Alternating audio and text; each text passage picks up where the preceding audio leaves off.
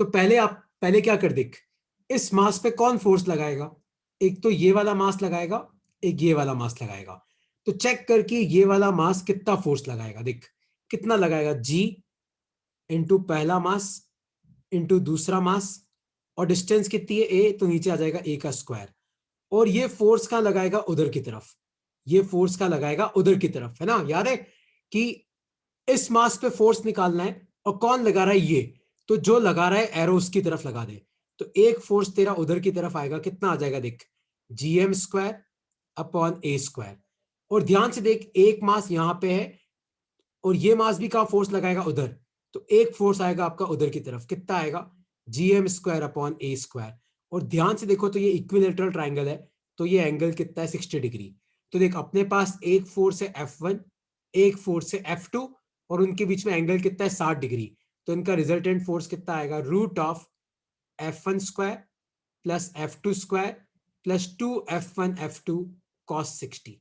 याद है, अगर दो वेक्टर होते हैं अपने पास ए और बी, और उनके बीच में एंगल होता है थीटा, तो उनका रिजल्टेंट कितना होता है, root of a square plus b square plus 2ab cos theta. बस ये फॉर्मूला लगाना है। अब कोई डाउट है दिशा इसमें, तो पूछो कि तुझे कहां पे डाउट आ रहा था इसमें।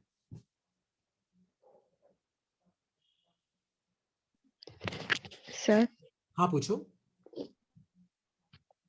सर इसमें जैसे है ना, आई कैप जे कैप डायरेक्शन शो करनी होती है, तो वो कैसे करेंगे? अरे वो देख, वो फिर कैसे करना, देख जैसे मान ले कि एक फोर्स तेरा इधर है, जी एम स्क्वायर अपॉन ए स्क्वायर, और ध्यान से देख, तो ये वाला एंगल 60 है, तो देख ये तेरा ये भी 60 बचेगा, तेरा ये भी 60 बचेगा। तो फिर तेरे को इसको रिजॉल्व करना पड़ेगा। देखिए 60 है, तो इधर हॉरिजॉन्टल कंपोनेंट क्या आ जाएगा तेरा, जी एम स्क्वायर अपॉन ए स्क्वायर कॉस 60 आई कैप, और वर्टिकल कंपोनेंट क्या आ जाएगा, वो आ जाएगा तेरा जी एम स्क्वायर अपॉन ए स्क्वायर साइन 60 जे कैप। लेकिन यहाँ पे ये बहुत भारी पड़ेगा, इसलिए सीधा तुम इस फॉर्मूले से शो कर सकते हो उसको, वरना फिर आपको रिजोल्यूशन की हेल्प लेनी पड़ेगी। कि अगर अपना फोर्स F इधर है, और मान लो ये वाला एंगल थीटा है, तो थीटा के पास वाला कंपोनेंट क्या होता है, F cos थीटा, और थीटा से दूर वाला कंपोनेंट क्या होता है, F sin थीटा। फिर अपने को ये दिमाग लगाना पड़ेगा यहाँ पे। Okay sir. ठीक है, तो इससे अच्छा तू पूरा रिजोल्व करेगी ना, तेरा आंसर फाइनली यही आने वाला है जो इस फॉर्मूले से आएगा। इससे अच्छा इसी को याद रख ले, कि अगर तुम्हारे पास दो फोर्स है जिनके बीच में एंगल है थीटा, तो रिजल्टेंट क्या होता है, F1 square plus F2 square plus 2F1 F2 cos theta. बस सारी वैल्यू पुट करनी, आंसर आ जाएगा। ठीक है, तो अब तुम ध्यान से देखो। तो देखो कल हम एक टॉपिक पढ़ रहे थे, विदुषी आपका शायद मिस हो गया था, आप एक बार रिवाइज कर लेना क्योंकि वो फॉर्मूले की जरूरत पड़ेगी। तो आप लोग देखो बाकी। तो कल हम लोग एक टॉपिक पढ़ रहे थे, ऑर्बिटल वेलोसिटी। कर हम लोग एक टॉपिक पढ़ रहे थे, ऑर्बिटल वेलोसिटी। तो वापस एक बार समझना, वापस समझना एक बार, है ना। तुम सब समझना, क्योंकि ना बाद में एक्चुअली मैं 2 दिन एनिमेशंस भी लेके आया हूं तुम्हें समझाने के लिए। ऑर्बिटल वेलोसिटी क्या होती है, देखो सपोज करो कि आपके पास ये कोई प्लेनेट है, मान लो कि आपके पास ये कोई प्लेनेट है जिसका मास है m और जिसका रेडियस है r, और ये प्लेनेट का सेंटर है। और मान लो यहां पे प्लेनेट के सरफेस से h हाइट पे, सब ध्यान से देखना, मान लो कि प्लेनेट के सरफेस से h हाइट पे मान लो एक सैटेलाइट है जिसका मास है छोटा m। तो मेरा क्वेश्चन है कि ये सैटेलाइट की वेलोसिटी कितनी होगी। देखो कोई भी चीज गोल गोल तब घूमती है जब उस चीज पे क्या लगता है, सेंटर की तरफ फोर्स लगता है। तो आप मुझे बताओ विदुषी, ध्यान से देखना कि इस प्लैनेट और इस सैटेलाइट के बीच में कितना फोर्स है। ध्यान से देखो, फोर्स का फॉर्मूला क्या होता है, जी इंटू पहला मास इंटू दूसरा मास अपॉन डिस्टेंस का स्क्वायर। तो जी देखो, एक मास तो प्लेनेट का है, दूसरा मास सैटेलाइट का है, और ध्यान से देखो तो इनके सेंटर के बीच में कितनी दूरी है। देखो ये डिस्टेंस तो आर है, यहां से लेके यहां तक, फिर ये डिस्टेंस एच है, तो नीचे क्या आ जाएगा, आर प्लस एच का होल स्क्वायर। ठीक है, ये आ गया आपका फोर्स। लेकिन याद रखना, कोई भी बॉडी अगर सर्कुलर मोशन में होती है, तो जो फोर्स सेंटर की तरफ लगता है उसको किसके बराबर रख दो, सेंट्रिपिटल फोर्स के बराबर रख दो। याद रखना, अगर दुनिया में कोई भी बॉडी गोल गोल घूमती है, तो जो फोर्स सेंटर की तरफ लगता है उसको किसके बराबर रखो, सेंट्रिपिटल फोर्स के। तो अपन इसको क्या करेंगे, सेंट्रिपिटल फोर्स के बराबर रखेंगे। तो G M M upon R plus H का होल स्क्वायर। देखो जो फोर्स सेंटर की तरफ लगता है उसको सेंट्रिपिटल फोर्स के बराबर रखो। तो जो बॉडी घूम रही है उसका मास क्या है, छोटा है, उसकी वेलोसिटी कितनी है, वी नॉट, तो अपने को निकालना है। और इस आर का मतलब होता है कि सेंटर से लेके वो मास कितना दूर है। तो कितना दूर है, आर प्लस एच। तो आप आर प्लस एच से आर प्लस एच कैंसिल करो, एम से एम कैंसिल करो, तो आपकी ऑर्बिटल वेलोसिटी कितनी आ जाती है, root of G M upon R plus H. किसी को इस फॉर्मूले में कोई डाउट है तो पूछो, वरना मैं आगे बढ़ रहा हूं। आज मैं इस फॉर्मूले को यूज करूंगा क्योंकि परसों मैंने तुम्हें फॉर्मूला डिराइव करना सिखाया था। अब डाउट है इसमें तो आप पहले पूछ सकते हो। मानद कोई डाउट है, यश, विदुषी कोई डाउट है तो पूछो। कोई भी चीज गोल गोल कब घूमती है, जब उस पर सेंटर की तरफ फोर्स लगता है ना, याद रखना। जैसे ना, मैं तुम्हें वापस समझा देता हूं कि जैसे मान लो कि ये अर्थ है और ये मून है, और मून क्या करता है, अर्थ के चारों ओर गोल गोल घूमता है। क्यों? क्योंकि अर्थ मून पे सेंटर की तरफ फोर्स लगाता है। और याद रखना, जो फोर्स सेंटर की तरफ रखता है उसको आप किसके बराबर रखोगे, M V square by R के। किसके बराबर रखोगे, M V square by R के, है ना। इससे अपने को मिलती है ऑर्बिटल वेलोसिटी। किसी को इसमें अब तक कोई डाउट है तो आप पूछ सकते हो। कोई डाउट नहीं है तो फिर मैं नेक्स्ट टॉपिक पे बढ़ूंगा, लेकिन डाउट है तो पहले आप पूछ लो यार। ओके, कोई डाउट नहीं है तो अब तुम सब ध्यान से समझना। मैं वो फॉर्मूला वापस लिख रहा हूं, कौन सा, जो फोर्स सेंटर की तरफ लगता है, मतलब G M M upon R plus H का होल स्क्वायर, उसको किसके बराबर रख दो, सेंट्रिपिटल फोर्स के। तो तुम ध्यान से देखना, मैं यहां पे एम से एम कैंसिल नहीं कर रहा हूं, आर प्लस एच से आर प्लस एच कैंसिल कर रहा हूं। तो आप मुझे बताओ कि एम वी नॉट स्क्वायर की वैल्यू कितनी बच गई। ध्यान से देखो, G M M upon R plus H. मैं ये एम भी कैंसिल कर सकता हूं, पर मैं ये कैंसिल नहीं कर रहा हूं, इसका कुछ रीजन है। तो अब तुम टॉपिक लिखो अपनी कॉपी में, टॉपिक लिखो अपनी कॉपी में, एनर्जी ऑफ सैटेलाइट्स। टॉपिक लिखो अपनी कॉपी में, बहुत आसान टॉपिक है। टॉपिक लिखो अपनी कॉपी में, एनर्जी ऑफ सैटेलाइट्स, कि सैटेलाइट्स की एनर्जी कैसे निकालते हैं। टॉपिक लिखो अपनी कॉपी में, एनर्जी ऑफ सैटेलाइट्स। बहुत इंपॉर्टेंट टॉपिक है। अब तुम सब समझना, देखो तुम लोगों ने कभी भी सैटेलाइट को घूमते हुए देखा, ये देखो इस तरीके से। तो ये सैटेलाइट घूम रही, देखो अर्थ के चारों तरफ दिख रही है तुम्हें। तो मुझे क्या करना है, मुझे इस सैटेलाइट की टोटल एनर्जी निकालनी है। मुझे क्या निकालनी है, टोटल एनर्जी। देखो अब कैसे निकालेंगे, अब तुम सब समझना, सब ध्यान से देखना, ठीक है। तो देखो, हमारे पास ये एक प्लेनेट है जिसका मास है m, रेडियस है r। ये प्लेनेट का सेंटर है और ये इसका रेडियस है। और तुम सब ध्यान से देखो अब, और इस प्लेनेट के सरफेस से h हाइट पे हमारे पास एक सैटेलाइट है जिसका मास है m और उसकी वेलोसिटी कितनी है, v नॉट। और अपन ने v नॉट डिराइव कर लिया। तो अब आप मुझे बताओ, अपने को एनर्जी निकालनी है। देखो सबसे पहले मैं तुम्हें काइनेटिक एनर्जी निकालना सिखाता हूं। काइनेटिक एनर्जी का फॉर्मूला क्या होता है, half M V naught square, यही होता है, हाफ एम वी स्क्वायर। लेकिन अभी मैंने तुम्हें बोला कि एम वी नॉट स्क्वायर कितना है, इधर देखो, सब इस तरफ देखो, लेफ्ट हैंड साइड देखो कितना आएगा। तो एम वी नॉट स्क्वायर की जगह पुट कर दो जी एम एम, और नीचे क्या आएगा, आर प्लस एच। तो ध्यान से देखो, तुम्हारी काइनेटिक एनर्जी कितनी आ गई, G M M upon two R plus H. लिख लो अपनी कॉपी में, लिख लो। फिर मैं पोटेंशियल निकालना सिखाता हूं, एक बार लिख लो इसको। काइनेटिक लिख लो अपनी कॉपी में पहले। तो काइनेटिक एनर्जी कितनी होती है, काइनेटिक एनर्जी होती है हाफ एम वी स्क्वायर। तो एम वी नॉट स्क्वायर देखो मैंने पहले ही तुम्हें निकालना सिखा दिया था, कितना होगा, G M M upon R plus H. तो एम वी नॉट स्क्वायर की जगह आप पुट कर दो G M M upon R plus H. तो ये 2 आ जाएगा नीचे, तो ये आ गई तुम्हारी काइनेटिक एनर्जी। इसमें कोई डाउट है तो आप पूछ सकते हो।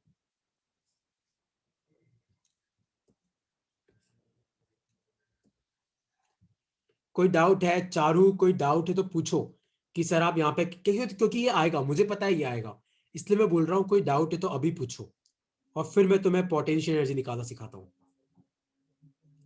मानद क्लियर है न, यश क्लियर है। Yes sir. ठीक है, अब देखो, अगर तुम भूल गए हो तो एक सेकंड मुझे रिवाइज कराने दो। याद है मैंने तुम्हें बताया था कि दुनिया में कोई भी दो मास होते हैं तो उनके बीच में पोटेंशियल एनर्जी कितनी होती है, minus G M one M two by R. याद है, भूल तो नहीं गए, माइनस जी इंटू पहला मास इंटू दूसरा मास अपॉन आर। तो अब तुम ध्यान से देखो, ये अपना प्लेनेट है जिसका मास है m और जिसका रेडियस है r, और प्लेनेट के सरफेस से h हाइट पे अपने पास एक छोटी सैटेलाइट है। तो आप मुझे बताओ कि इन दोनों के बीच में पोटेंशियल एनर्जी कितनी होगी। देखो, माइनस की जगह माइनस, जी की जगह जी। m1 मतलब एक मास तो अपना प्लेनेट का है, m2 मतलब दूसरा मास सैटेलाइट का है, अपॉन इस r का मतलब होता है कि इनके सेंटर के बीच में कितनी दूरी है। तो कितनी दूरी है, r प्लस h। तो ये आ गई आपकी पोटेंशियल एनर्जी। कोई डाउट है इसमें तो पूछो कि सर आपने कैसे पुट किया। कोई डाउट है तो क्लियर करो, वरना इसको खत्म करो, समझ में आ जाएगा तो फिर भूलोगे नहीं। डाउट है तो पूछ लो इसमें, ठीक है। कोई डाउट नहीं है तो देखो पोटेंशियल एनर्जी कितनी आई, minus G M M upon R plus H. तो काइनेटिक एनर्जी भी आ गई, पोटेंशियल एनर्जी भी आ गई। और तुम्हें अगर याद हो तो टोटल एनर्जी क्या होती है, kinetic energy plus potential energy. तुम ध्यान से इन दोनों फॉर्मूले का देखो, काइनेटिक का फॉर्मूला भी देखो और पोटेंशियल का भी देखो। देखो तुम्हें एक चीज कॉमन नजर आएगी, देखना कौन सी चीज, ये वाली G M M upon R plus H, और नीचे भी ये देखो G M M upon R plus H. तो अपन क्या करते हैं, इसको तो कॉमन ले लेते हैं, G M M upon R plus H को कॉमन ले लिया। अब ध्यान से देखो, काइनेटिक में क्या बच गया था, हाफ, और पोटेंशियल में क्या बच गया था, -1। तो हाफ -1 क्या होता है, -हाफ। तो आपकी टोटल एनर्जी कितनी आ जाएगी, -half G M M upon R plus H. लिख लो, ये तुम्हारा टोटल एनर्जी का डेरिवेशन खत्म होता है। बहुत इंपॉर्टेंट टॉपिक है, अगर एग्जाम में आ जाए तो कहीं नेट पे ढूंढने की जरूरत नहीं है, बहुत सिंपल है। लिखो इसमें, और कोई डाउट है तो पूछो, क्योंकि फिर मैं तुम्हें ट्रिक बताऊंगा इन सब फॉर्मूले को याद रखने की। एक छोटी ट्रिक है, और फिर अपन न्यूमेरिकल करेंगे, फिर अपन एस्केप पे आएंगे। कोई डाउट है इसमें तो पूछो और लिख लो इसको।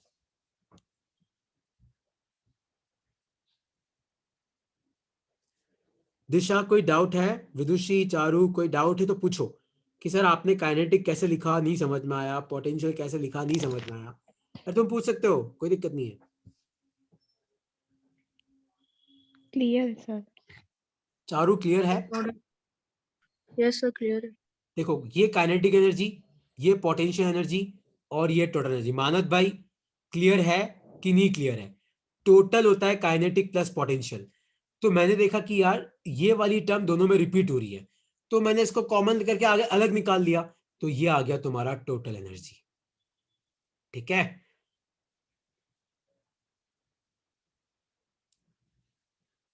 यश अगली स्लाइड पे चलो, लिख लिया। सर एक सेकंड, थोड़ा सा बाकी है। हाँ लिख लो लिख लो, तुम इसको लिख लो, क्योंकि मैं न्यूमेरिकल कराऊंगा ना तो लिखा होगा तो सही रहेगा, वरना तब लिखा नहीं होगा तो करोगे कैसे न्यूमेरिकल। इसलिए मैं लिखने का टाइम दे रहा हूँ, आराम से लिख लो, वरना मैं थोड़ा, मुझे पता है मैं लिखने का टाइम कम देता हूँ, इसलिए वरना 1 घंटे में जो होता है वो मेरे को कैसे भी करके 15 मिनट पहले खत्म करना पड़ता है ना। तो कोई नहीं, तुम बाद में लिख लिया करो, मुझे पता है तुम लोगों का, काफी लोगों का लिखता हूँ मिस हो जाता होगा, पर नोट से लिख लिया करो बाद में, है ना। अच्छा, हो गया सर। हो गया। अब तुम ध्यान से देखो, देखो तीनों फॉर्मूले मैं वापस लिख रहा हूं, सब ध्यान से देखना। याद है पोटेंशियल एनर्जी कितना था, अगर तुम्हें याद नहीं हो तो मैं तुम्हें बताता हूं, -GMM upon R plus H. और अगर तुम्हें याद हो तो याद है टोटल एनर्जी कितना था, -half GMM upon R plus H.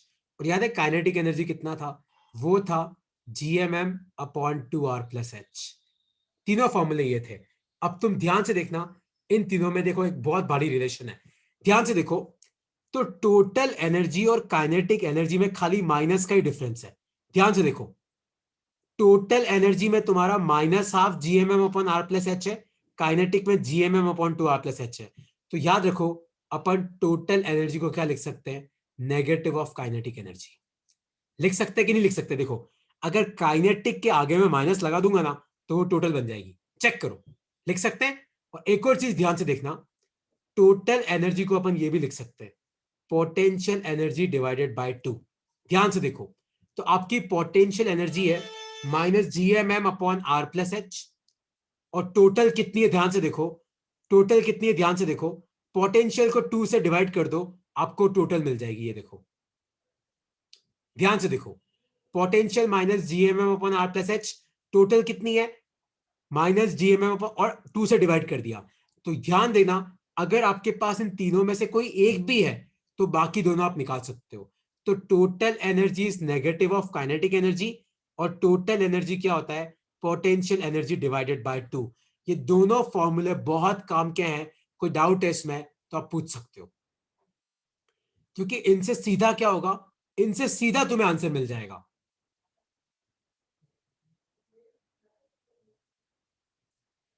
लिख लो इसको, फिर मैं तुम्हें इसका एक न्यूमेरिकल कराऊंगा, तब तुम्हें समझ में आएगा कि ये मैंने क्यों कराया।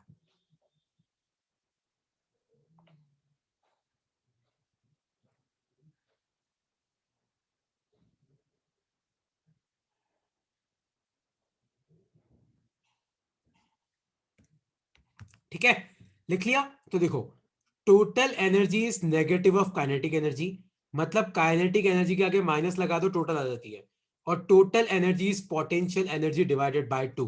तो देखो, एक क्वेश्चन मैं करूंगा, अगला तुम करना फिर, है ना। तो क्वेश्चन है ये, if kinetic energy of satellite, मान लो कोई सैटेलाइट है, if kinetic energy of satellite is 1000 joule, तो क्वेश्चन है find total energy and potential energy. तो आपको बताना है कि उस सैटेलाइट की टोटल एनर्जी कितनी होगी और पोटेंशियल एनर्जी कितनी होगी। ध्यान से देखो, तो आपको काइनेटिक एनर्जी कितनी दे रखी है, 1000 जूल, पर मैं तुम्हें क्या बोला, टोटल एनर्जी क्या होता है, नेगेटिव ऑफ काइनेटिक एनर्जी, तो टोटल कितनी आ जाएगी, -1000 जूल। और टोटल एनर्जी का एक और फॉर्मूला क्या होता है, पोटेंशियल एनर्जी डिवाइडेड बाय 2। होता है कि नहीं होता है, total energy is potential energy by 2। तो टोटल एनर्जी तो है अपने पास, कितनी है, -1000 इक्वल टू पोटेंशियल बाय 2। तो ध्यान से देखो, पोटेंशियल एनर्जी कितनी आ जाएगी, 2 इंटू -1000, तो ये कितनी आ जाएगी, -2000 जूल। हो गया खत्म। आया तुम्हें समझ में। तो कोई एक हो तो बाकी दोनों निकाल सकते हो। किसी को इसमें कोई डाउट है तो पूछो, वरना अगला तुम्हें करना है। मानद कोई डाउट है तो पूछो, दिशा कोई डाउट है तो पूछो, चारू यश कोई डाउट है तो पूछो।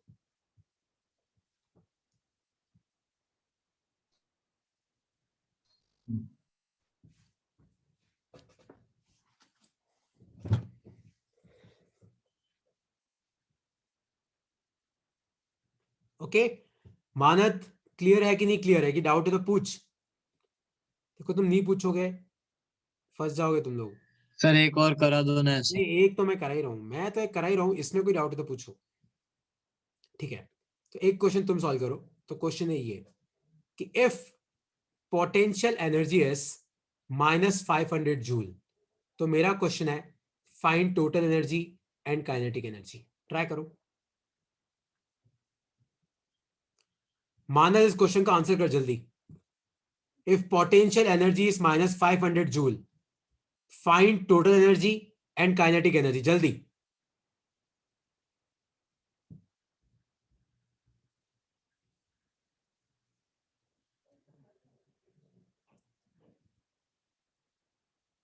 चेक करो क्या आएगा इसका आंसर।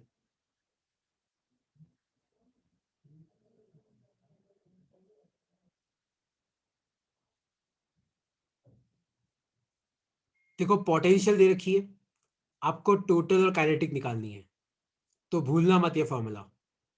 टोटल एनर्जी होता है पोटेंशियल एनर्जी डिवाइडेड बाय 2। तो पोटेंशियल कितना है, -500 अपॉन 2, तो टोटल कितना आ जाएगा, -250 जूल। और total energy is basically negative of kinetic energy, है ना। तो अपने पास टोटल कितनी है, -250 is negative of kinetic energy, तो माइनस से माइनस गया, तो काइनेटिक एनर्जी कितना आ जाएगा, 250 जूल। ठीक है, ये तुम्हारा आंसर है। इसमें अब तुम्हें कोई डाउट है तो तुम मुझे पूछ सकते हो कि सर इसमें ये डाउट है। अब सर वापस आ गया। आ गया। अब मुझे लगता है तुम सबको आ गया होगा, लाइक ये बेसिक फॉर्म, लेकिन देखो इसका डेरिवेशन मत भूलना। तुम डेरिवेशन भूल जाओगे तो कोई मतलब नहीं है ना। तो एक क्वेश्चन अपन वो डेरिवेशन वाला कर लेते हैं, है ना। भूलना मत, याद है पोटेंशियल एनर्जी कितनी थी, -GMM/R+H। तो कोई भी एक फॉर्मूला याद रख लो, बाकी दोनों अपने आप आ जाते हैं। तो देखो, एक क्वेश्चन तुम करना आप। तो क्वेश्चन है ये, सब लिखो अपनी कॉपी में। अ सैटेलाइट ऑफ मास छोटा m is revolving around a planet, is revolving around a planet तो एक सैटेलाइट है जिसका मास है छोटा m of m comma r। तो अगर मैं m कॉमा r लिखता हूं मतलब m तो प्लेनेट का मास है, r रेडियस है, at height equal to 3r।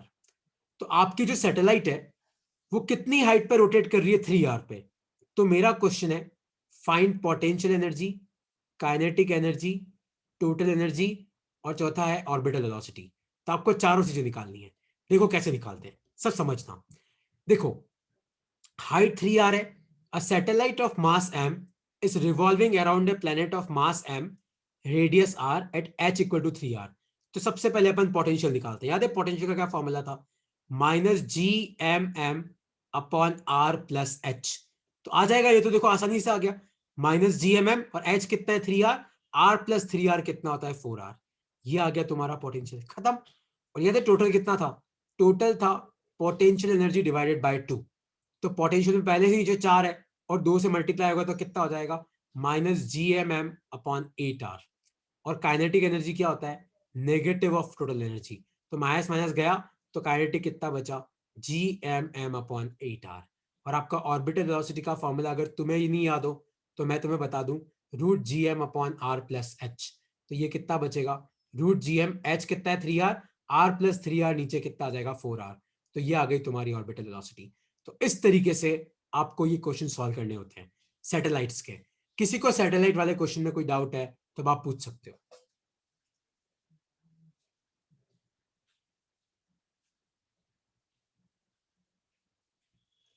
कोई भी डाउट है तो आप पूछ सकते हो कि सर इसमें हमें ये डाउट आ रहा है, आप वापस समझा दो।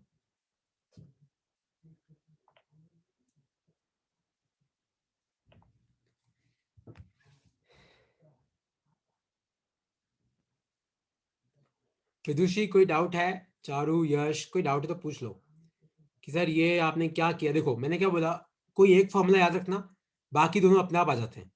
तो पोटेंशियल का फॉर्मूला याद रखना बहुत आसान है, माइनस जी इंटू पहला मास इंटू दूसरा मास अपॉन आर, आर की जगह आर प्लस एच। और ऑर्बिटल वेलोसिटी का फॉर्मूला तो देखो याद रखना ही पड़ेगा। ठीक है, ये क्लियर है। तो नेक्स्ट लिखो अपनी कॉपी में, टॉपिक लिखो टाइप ऑफ सैटेलाइट्स। टॉपिक लिखो अपनी कॉपी में type of satellites, type of satellites. और ये क्या अपन है ना, वो सोशल साइंस में नहीं है कि there are two kind of satellite, man made and artificial, नहीं, यहाँ पे दोनों आर्टिफिशियल ही है।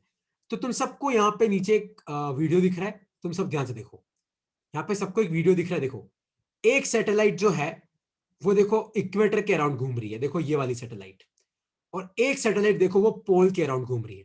सबको दिख रही है? यश देख, एक देखो इक्वेटर के अराउंड घूम रही होगी, एक पोल बहुत तेज तेज घूम रही मुझे पता है, एक इक्वेटर के अराउंड घूम रही होगी, एक पोल के अराउंड, है ना। तो अपने कोर्स में 2 सैटेलाइट्स हैं, कौन सी है? ये दोनों देखो, वीडियो देखो।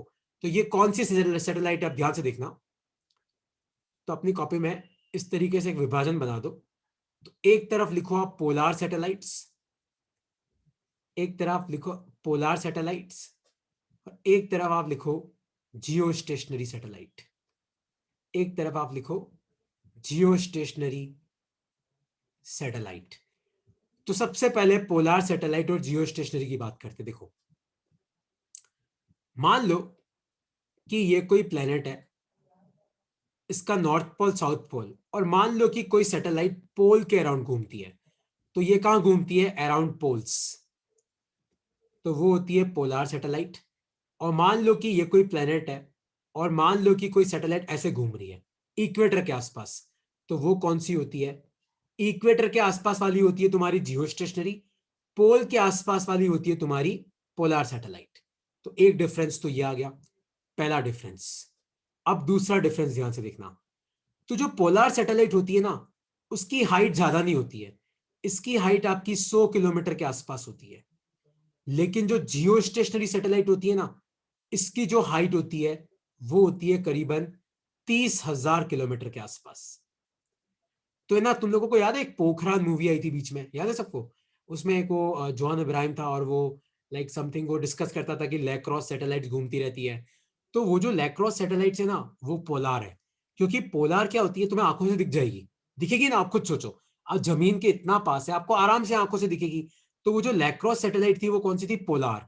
और जो ये 30,000 किलोमीटर की दूरी पे होती है जियो स्टेशनरी। और याद रखना, ये जो पोलार सैटेलाइट होती है ना, इसका टाइम पीरियड होता है 100 मिनट के आसपास, मतलब ये एक चक्कर 100 मिनट में काट लेती है। लेकिन ये जो जियो स्टेशनरी होती है ना, इसका टाइम पीरियड होता है 24 आवर्स, 24 घंटे का टाइम पीरियड। मतलब ये एक दिन में सिर्फ एक चक्कर काटती है। ये वाला वीडियो याद है? ये देखो, ये जियो स्टेशनरी सैटेलाइट है। देखो, पृथ्वी को भी एक चक्कर काटने में 24 घंटे लगते हैं और इसको भी एक चक्कर काटने में कितने लगेंगे? 24 घंटे। तो जियो स्टेशनरी सैटेलाइट क्या करती है? 24 आवर्स, 24 आवर्स का टाइम, इसका 100 मिनट। और चौथा, ये दिन में कम से कम 8 से 10 चक्कर कट लेती है, 8 to 10 रिवॉल्यूशंस पर डे। याद है वो जो लैक्रोस सैटेलाइट थी, वो कम से कम दिन में 3 बार क्रॉस करी थी, याद है? और यहाँ पे फोर्थ देखो, यहाँ पे 1 रिवॉल्यूशन पर डे। ये एक दिन में कितना चक्कर काटती है? एक चक्कर, 1 रिवॉल्यूशन पर डे। लिख लो एक बार ये 4 डिफरेंस लिख लो, 5वां मैं एक और लिखवा रहा हूं, लिख लो एक बार।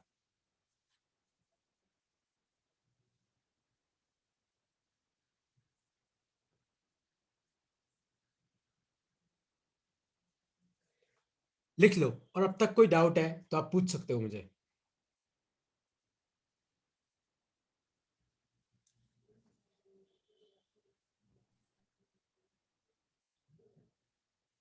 ठीक है, और देखो अब इसका यूज लिखना। देखो, पोलार का एक यूज तो तुम्हें पता ही है। देखो, मूवी देखने का एक फायदा तो हो ही सकता है, तो पोलार का एक यूज तो बड़ा आसान है कि पोलार का सबसे बड़ा यूज कहाँ पे आता है? मिलिट्री पर्पस में। मिलिट्री हो गया, एग्रीकल्चर हो गया, इन सब जगह आता है। और जियो स्टेशनरी का सबसे बड़ा यूज होता है कम्युनिकेशन में। किस में होता है? जैसे आप टीवी वगैरह देखते हो ना, आपके घर पे जो बाहर वो एंटीना लगा होता है, वो किससे कनेक्टेड होता है? आपके जियो स्टेशनरी से। तो ये 5 डिफरेंस आप याद रखना। कौन सा? ये पोल के अराउंड घूमती है, ये इक्वेटर के अराउंड। इसकी हाइट कम होती है, इसकी ज्यादा होती है। ये 100 मिनट में चक्कर काटता है, इसको 24 घंटे लगते हैं। ये दिन में 8 से 10 चक्कर भी कर सकता है, लेकिन ये सिर्फ एक करता है। ये मिलिट्री में काम आता है, एग्रीकल्चर पर्पज के लिए काम आता है, और ये कम्युनिकेशन के लिए। कोई डाउट है चारू, कोई डाउट है दिशा, तो पूछो कि सर इसमें ये डाउट है, मुझे समझ में नहीं आया। आप पूछ लो अभी। इनकी हाइट याद रखना होगा, 30,000 किलोमीटर होती है, बहुत ज्यादा होती है। तुम लोगों ने कभी सुना है वो न्यूज में आता है PSLV GSLV? तो पोलार सैटेलाइट के लिए होता है PSLV।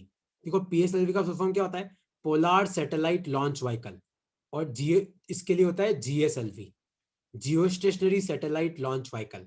तो अगर मान लो बोलते ना कि यार उड़ीसा से PSLV लॉन्च हुआ, तो PSLV का मतलब है कि उस सैटेलाइट, वो जो लॉन्च किया ना आपने, पोलार सैटेलाइट लॉन्च किया। और GSLV मतलब जियो स्टेशनरी लॉन्च किया। ठीक है, और इसमें कोई डाउट है तो आप मुझसे पूछ सकते हो कि सर पोलार में ये डाउट है, जियो स्टेशनरी में ये डाउट है।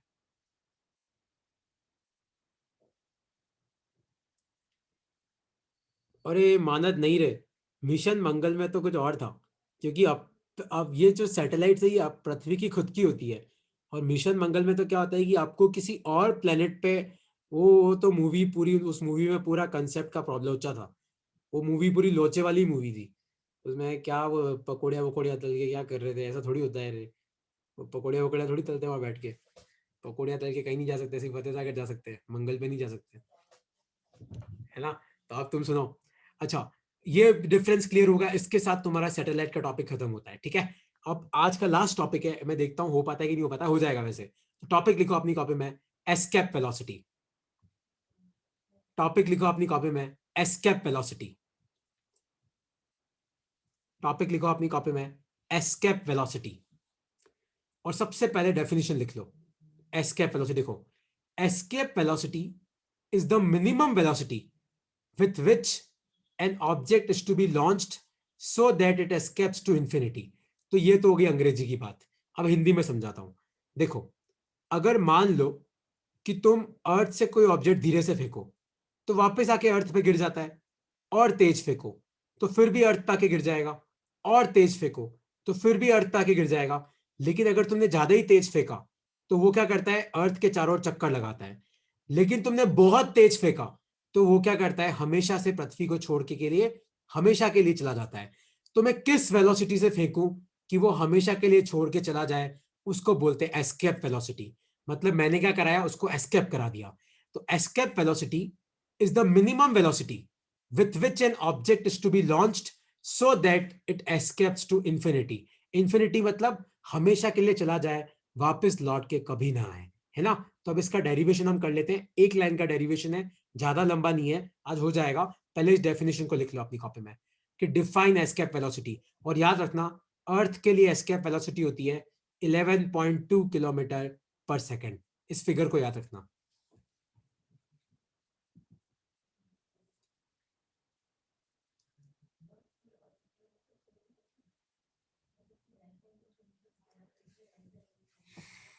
ठीक है, तो अब मैं तुम्हें एस्केप वेलोसिटी का डेरिवेशन करा देता हूं।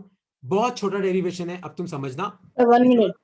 हाँ लिखो लिखो, आराम लिख लो, कोई नहीं, कोई नहीं, अगर छूट भी जाएगा तो कोई नहीं। नेक्स्ट क्लास अपनी ग्रेविटेशन की लास्ट क्लास है, तो उसमें मैं 2-3 थियोरेटिकल टॉपिक और ये करा के खत्म करूंगा, और नेक्स्ट चैप्टर चालू भी कर दूंगा मैं।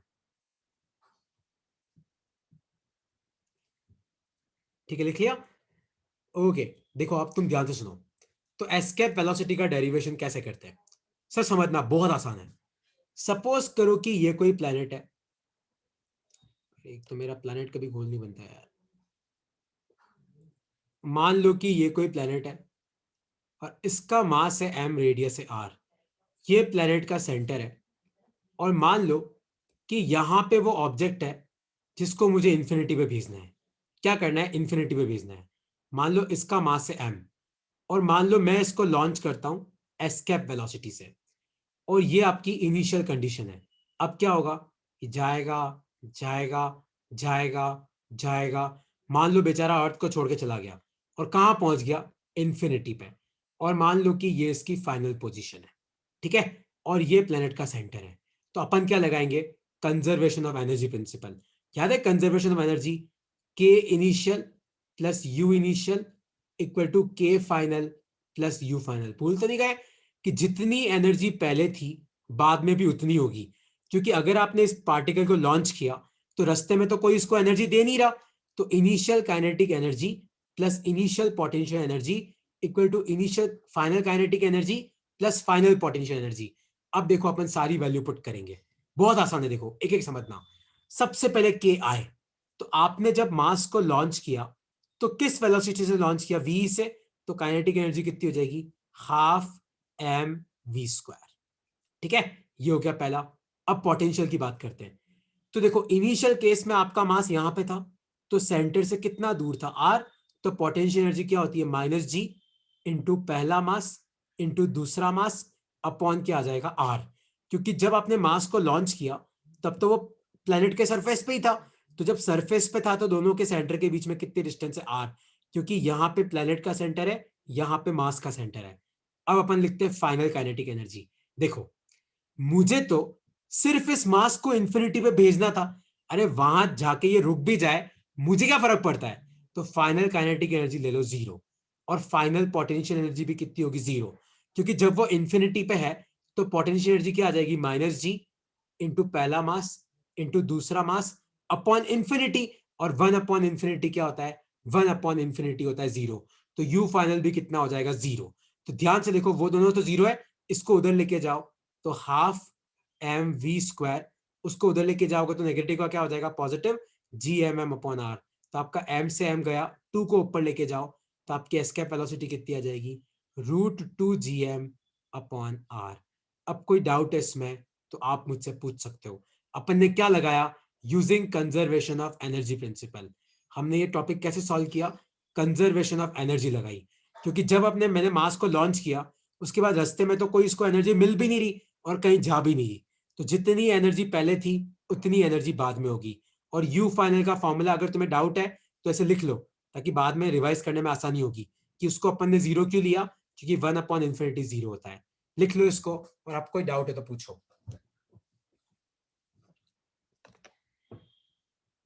अब कोई डाउट है तो आप पूछ सकते हो, क्योंकि मीटिंग अब 2-3 मिनट में खत्म होने वाली है। डाउट है तो पूछो।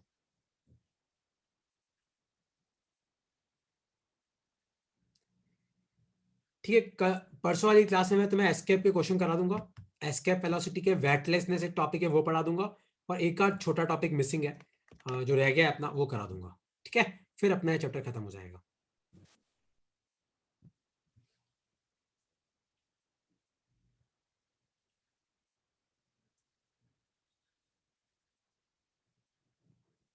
ओके, तो ये लिख लो और फिर आप छोड़ लीव कर सकते हो, कोई दिक्कत नहीं। हाँ विदुषी क्या डाउट है पूछो।